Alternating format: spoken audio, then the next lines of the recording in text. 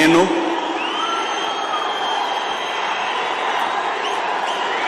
నారా చంద్రబాబు నాయుడు అనే నేను శాసనం ద్వారా నిర్మితమైన భారత రాజ్యాంగం పట్ల నిజమైన విశ్వాసం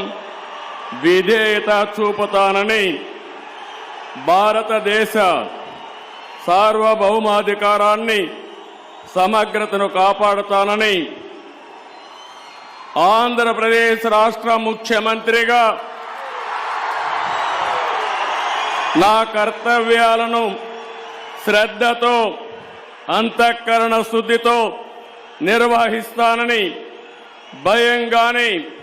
పక్షపాతం గాని రాగద్వేషాలు గాని లేకుండా రాజ్యాంగాన్ని శాసనాలను అనుసరించి ప్రజలందరికీ న్యాయం చేకూరుస్తానని దైవ సాక్షిగా ప్రమాణం చేస్తున్నాను. నేను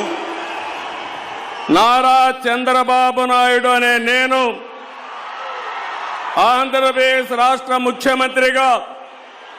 నా పరిశీలనకు వచ్చిన